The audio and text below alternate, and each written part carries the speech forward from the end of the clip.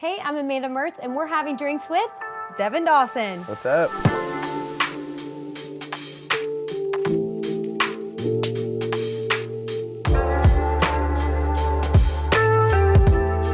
Hey, all Cheers. right. Off the top. Cheers. There we go. What did you order, by the way? You have to look me in the eyes when you cheers me. It's Is that proper it's etiquette? my rule, yeah. Okay. Drink of choice. I'm always a tequila guy. Oh. And if it's on the rocks, if it's like not a mixed drink, I usually try to do something with a little flavor, so I went with Reposado today. I like that. Do you see the little dolly touch Yeah, there? the Dolly ice cube, it's pretty sweet. I We were laughing earlier because it's like, there's this insane room with all these crazy decorations and pictures and history, and then we're all just like excited about the Dolly ice cube. I know. It's the highlight of my year, honestly, 2020. It's the We're looking for simple things. anything, Yeah. exactly. So tell us, you've got new music out, the Pink Slip EP. Yeah. Tell us about it. The Pink Slip EP, man, it was a journey. I think any project is a journey, you know, but it's more of a transformative thing for me. It's just, it's not different, but I think with me, I want my fans to expect the unexpected. I love that. And so I've definitely grown a lot since the person I was when I put out Dark Horse, which is my first album. I was in a different place mentally and just in my mind and in my life, and I've grown a lot since then. I've fallen in love, and I've gotten married to my wife Leah, Yeah, and a lot of life changes. seen the world and experienced a little bit of success, and I got a couple dogs and a house, and so like where I usually draw inspiration from like the harder side of my life and like maybe the heartbreak side, there wasn't as much of that, you know, and so I kind of had to search for new ways to be inspired by things that broke my heart that weren't necessarily love, I guess, you know. Yeah. And so it's a little bit more hopeful. It's a little bit more upbeat, a little bit brighter than maybe what people would expect from me. But I'm really proud of it. I think we need that for 2021. We could God, all that use is some so excitement true. and something upbeat Some inspiration, and cheerful. you know? I know. Yeah, I don't know about cheerful. Yeah. But We it's won't go there groovy yet. for sure. Don't go too far now. Okay. Yeah. So you were talking about Dark Horse. Is that kind of like how the name came about of Dark Horse from your last album, from the darker days, or does it have an entirely different that meaning? song, I won't tell like too long of a story about it, but essentially it came like after I thought the album was done. Oh, okay. I think when you're writing your first album, you need to have a song or certain songs that introduce yourself to the world, right? And those are not easy to write. When you look in the mirror, sometimes you can't really see yourself, but it takes your friends and other people closest to you, and in this case it was my co-writers, Andy Albert and Andrew Day Roberts, who are two of my really good friends, and they kind of brought this idea to me, and I was like, I really like that, but if we do that, we're gonna have to like go right up to the point of cringiness, like be that Yeah. honest, you know? And we wrote it after we were done in the studio, and I didn't know what finishing an album felt like up to that point, you know? It was my first one, and so after that song was done, I kind of snuck it into a set list that I knew my label head, Espo, was at, and by the end of it, he came up to me and was like, you want to record that, right? And I was like, yeah, I'd love to record that. And it, you know, it was weird because we didn't text or email or anything about what's the title of the album. Like, it was always Dark Horse. And so it was like the bookend of that like project, and I'm really thankful to have kind of captured that era, I guess, you know? Yeah, absolutely. So the new EP, it features Range Rover, which I love. Thank you. And then I Got a Truck. Tell us about the inspiration behind that song. But I Got a Truck? Yep.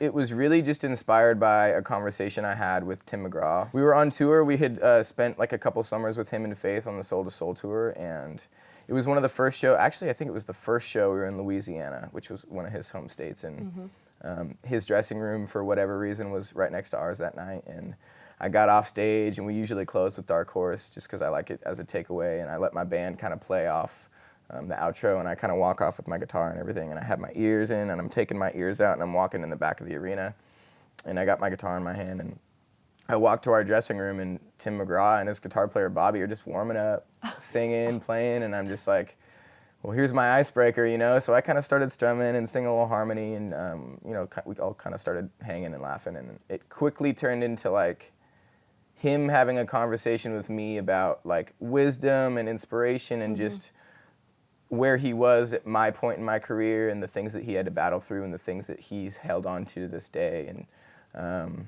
I was just kind of taking it in, you know, and he told me about a story. When he moved to Nashville, he had already had like a good following and some good songs and a good work ethic and a touring kind of family that he had built, but he needed some finances or just some belief from somebody in the industry to get to that next step. Yeah. And that first, like, breaking through that first wall of any industry, let alone music in Nashville, is just really hard to get somebody to champion you. And there's this guy named Brian Williams, and he was a banker in Nashville, and he's since passed away, and I never got to meet him, unfortunately, but he was known for giving artists a shot that he believed in that maybe nobody else for whatever reason did. And I think Tim knew that, and he kind of came to Brian and was like, man, I got these songs, and I got this drive and this work ethic, and I got this shitty old truck I could trade you. It's not worth much, but like, if you believe in me, like, I promise I will pay you back. And like, literally what I just said is just the second verse of that song. So it's pouring out, and I'm just like, as a songwriter, I'm like, please keep talking. Like, I'm so inspired right now. And by the end of it, I kind of asked him, and I was like, have you ever written, or, you know, have you written that song? It's your story. And he kind of, he's like, no, I haven't written it yet. And I don't know, I just couldn't stop thinking about it. I was like in a trance of like, I got a truck. I heard him say that, and I was like, there's something there. Yeah. And I kind of just started strumming some chords, and by the end of the night, like 3 a.m. in the back of the bus, I ended up finishing this song. And we did like a band demo in the bus, and I ended up giving it to him at the end of tour as like a thanks for inspiring me kind of present. I always joke that, like, what do you buy somebody that literally has an island? Everything, yeah, You know? exactly. What do you buy them? But I can write you something from my heart that, you know, hopefully will move you and says thanks for inspiring me. So that's kind of where it started. I don't think I really knew that it was a song for me. I think in a perfect world, I hoped that he would be like, I want to record this tomorrow, you know? Yeah, I'll cut it. But it kind of stuck around, and we started putting it in our set, and it just became something that I think the only way I could have written that, aside from his story being so real, is that I saw myself in that. And I've driven a truck since I was 15, and I drove it from California to Nashville, and I had these struggles breaking into the industry too. And so I saw so much of myself in it that I almost needed to trick myself into writing that story too for myself, you know. And we recorded it, and it just kind of, through the school of Jay Joyce, my producer, kind of became this like rock journey country just thing, and it just felt like the first thing to say for the next step leading into the rest of the Pink Slip EP. Awesome. And so how long did it take you from start to finish this EP? I think we were in the studio for maybe a month or two. Jay Joyce, the guy that I recorded this with, is just an incredible producer. It took a second for us to just find the middle ground between what we both wanted, and we came out the other side with these 6 songs that I'm so proud of. You know, through recording it live with my band that I use on the road, and then going in and tweaking little things and making some overdubs and all that, and then finally getting to hear him back, you know, after he was done working on them, and just being like, damn, like this is crazy. I've never heard anything like this before. And I think the goal when you make an album or a record is to make something that you want to hear that's not out there yet, you know? And I think that's what this is for me. Absolutely. So take us back a little bit, back to where you're from and kind of how you got your start in music in general. Yeah, I'm from a town called Orangevale, California. It's outside of Sacramento in NorCal. And the first time I fell in love with playing music was my neighbor had a garage sale, and in the back there was like this shitty red Stratocaster. And like I had just got done watching Back to the Future, where he like plays that scene, and I don't know, I was just a kid and I was obsessed with it, and I also was like maybe 12 or 13 at that point, and started like talking to girls, and I was like, this is my in, like this is how I'm gonna get the girl, you know. And so it kind of started, and like my friends and I were all like, let's just start a band and let's all learn together and grow up together, figuring this out, you know. And we never did cover songs. I don't know why. Like I kind of realized that recently. We just wrote our own songs, and as crappy as they were in the beginning, but I think us all coming up together at the same time like really helped us just stay inspired, I guess. But that quickly, you know, through high school and angsty, like rebellious years, quickly turned into like really heavy technical death metal. Like that's the band that we really wanted to be. Who knew? I know, it's crazy. And I mean, I pull so much of that inspiration into what I do now, whether it's, like I said, wanting to do something unexpected and different and push my boundaries and have a very energetic live show. But I also grew up listening to country and R&B and soul, and so I'm just like a product of everything my mom played when I was a kid, you know? But yeah, just started a band in high school, and we got signed and toured for a little bit, and I just think that as I grew up, I wasn't as fulfilled with talking about like politics and dragons and banging my head for zero money every night, as fun as it was, and as thankful as I am to have like learned through that and like known I don't want to do this, you know. And then through that and just like some heartbreaks and some relationship stuff, I just started writing my own songs on the side just for myself. And they kind of just came out like country songs because that's what I grew up listening to. And like that's how I learned how to write a song. Like, oh, this is how the verse is and this is where the hook goes. And this is how you know, play with these words and create things that people are going to come back to. And I'd been to Nashville and I loved it. And my dad kind of convinced me to go to Belmont University. And I was like, oh, they have a songwriting degree? Like, sure, you're going to help me pay for it. I'll trick somebody into giving me a degree in songwriting, you know, and just kind of found my way through. I don't think you had to trick them, though, yeah, well, thank you. But, yeah, just kind of found my way through and found some people to believe in me, and now I'm here. That's awesome. And so is there any, like, specific memory that you sat in, like, a songwriting session and you're like, wow, that's really, really cool, like something that, as a fan, like, we wouldn't ever have access to? Is there, like, a defining moment that you're just like, man, I think I could make it, or this is going to take me to the next level, or just this is something that people don't get every day as a songwriter? It was actually, it's so weird because I don't do any covers in my sets, and I never didn't grow up playing covers, but when I was I think I was either a junior or senior at Belmont, my friend and I, Louisa, did like a cover of a couple Taylor Swift songs. Yeah. And it was like, we had just done it for fun, and then we kind of listened back to like a little iPhone recording, and we're like, wait, that's kind of dope. Like, we should actually record that for real. And my brother recorded it, and our friend Blythe did a video for us. And it was just friends just having fun and wanting to share something that we were proud of. And we ended up putting it out, and somehow Taylor Swift saw it, and like, it just blew up. It went viral. Like, she put it on her Twitter and all that stuff, and her Facebook and her Instagram, and it kind of gave me... The Swifties really... I know. Yeah, they come in hot. It's so weird. There's a funny story because one of my friends, Jeremy Gold, is kind of this like, I consider him like a digital guru or whatever. And I remember when we put it out, I texted him and I was like, how do we get this to Taylor Swift? And he was like, just tweet the Swifties and maybe it'll happen. And I'm like, there's no way I'm going to spend my Christmas break tweeting at Swiftie Twitter accounts, you know? And somehow, like, because we didn't do it, and somehow the next day she saw it and tweeted it, and he texted me, he's like, well, that was fast, you know? So it was kind of just this freak thing that I think the project and the song and what we had put together spoke for itself. Yeah. And that was the first time that I was like, okay, I can do this. Like, or not just that I can do this, but that other people are reacting to what I think is good. Yeah. You know, like I can actually trust my ears.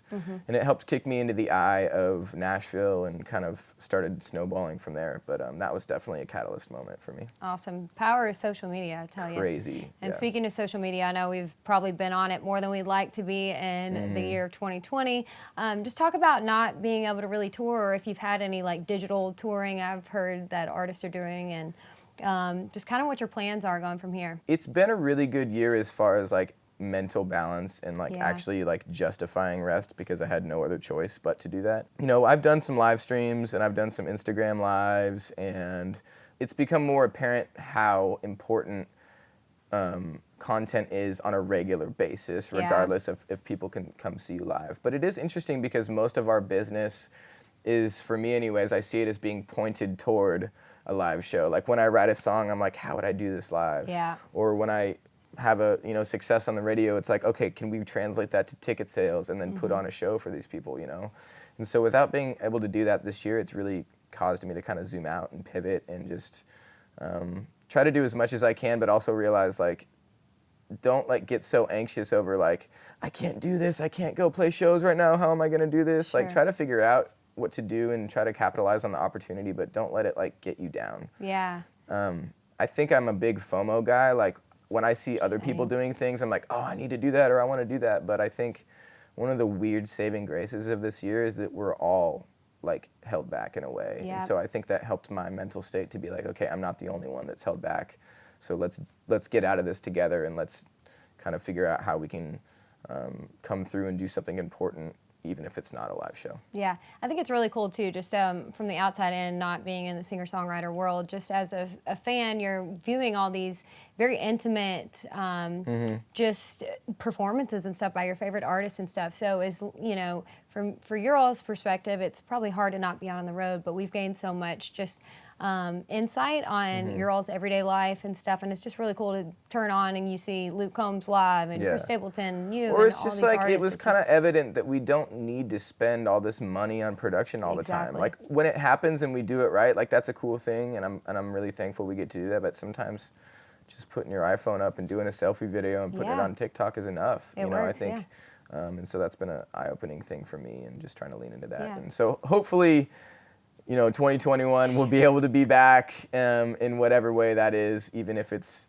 half capacity or whatever. I just think no matter what technology happens or whatever happens in the next 50, 100 years, nothing will ever replace being in the same airspace as somebody and them orating or singing or just expressing some sort of emotion in like a real-time manner. Like that will never be replaced, and I think this year has showed us how like important that is and how much we miss it and need it, Would you say that's like one of the biggest things that you've learned from 2020, or what is as far as just quarantining and spending just personal time, what is something of value that you've learned from this year? Man, I think just like I said earlier, just justifying rest. Like I think it's hard when you are trying to do as much as you can when you have an opportunity and you want to say yes to everything. I think, no is a full sentence.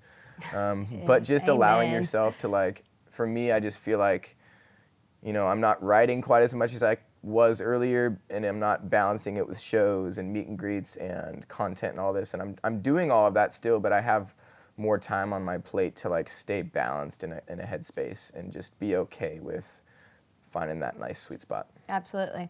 Well, we can only hope that 2021 is going to bring us live music and all the things. Cheers. Yep. Well, now that we've got you drinking, let's do some rapid fire questions.